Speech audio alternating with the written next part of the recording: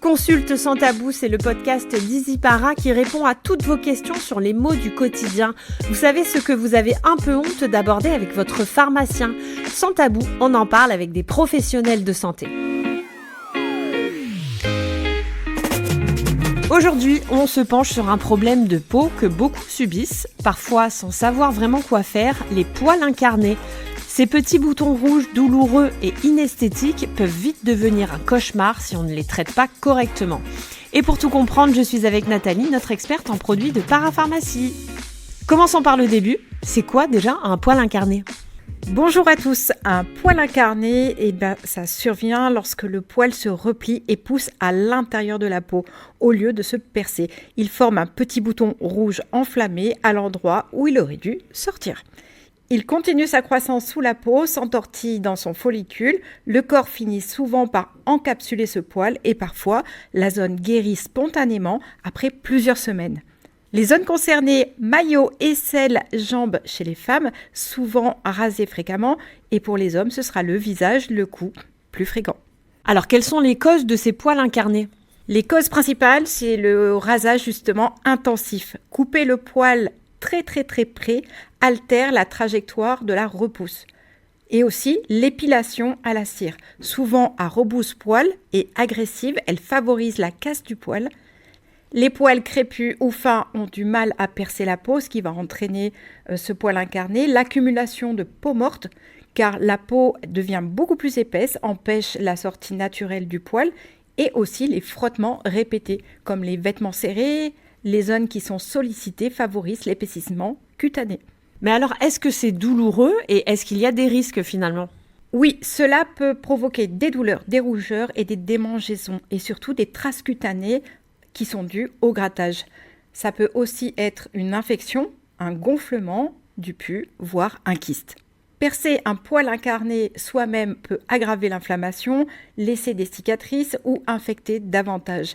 Dans ce cas-là, une consultation chez le dermatologue est recommandée en cas d'infection ou de récidive fréquente. Mais alors comment on peut les éviter au quotidien ? Pour prévenir efficacement les poils incarnés, on peut s'appuyer sur 3 grands axes principaux, c'est-à-dire exfolier régulièrement.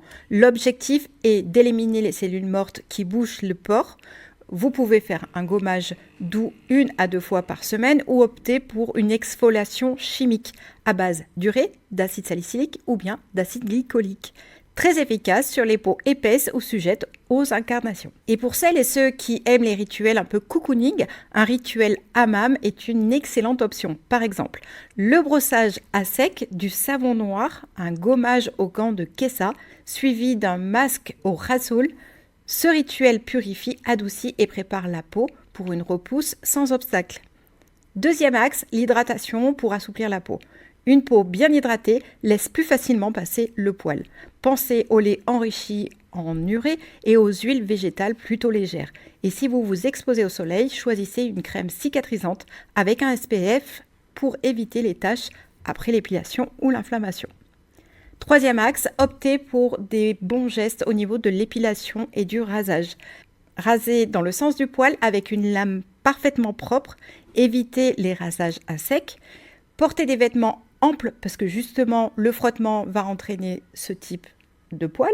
Au niveau de l'épilation, toujours épiler dans le sens du poil pour éviter de casser le poil sous la peau. Et est-ce qu'il existe des solutions naturelles ?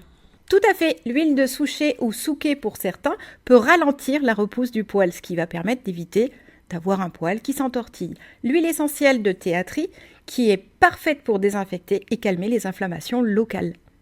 Et alors, comment on traite en douceur un poil qui est déjà incarné ? À ce moment-là, on utilise en fait un pansement à base d'eau oxygénée qu'on va laisser en place plusieurs heures ou toute la nuit. Puis, une compression légère pour faciliter la sortie. Si vous voyez que ça ne fonctionne pas, on ne devient pas chirurgien. Il y a aussi l'argile verte en masque épais.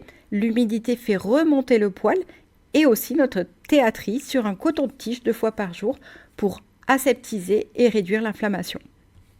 Et du coup, quand ça devient trop sérieux, à quel moment on va consulter ? Consultez si la douleur ou l'inflammation persiste, un abcès, du pus, un kyste apparaît. Les poils incarnés reviennent fréquemment sous la peau et restent marqués. Si vous avez un terrain à risque, diabète, mal équilibré, immunodépression ou une maladie, ou si vous souhaitez envisager l'épilation laser qui est plus durable. Merci Nathalie pour tous ces conseils précieux. Et donc à vous toutes et tous, pensez à hydrater, exfolier, adapter vos méthodes et surtout ne touchez pas aux poils incarnés. Comme toujours, retrouvez tous les produits recommandés, soins naturels, lotions exfoliantes, etc. sur easypara.fr. Écoutez votre peau et consultez si besoin. Merci pour votre écoute et on vous dit à très vite.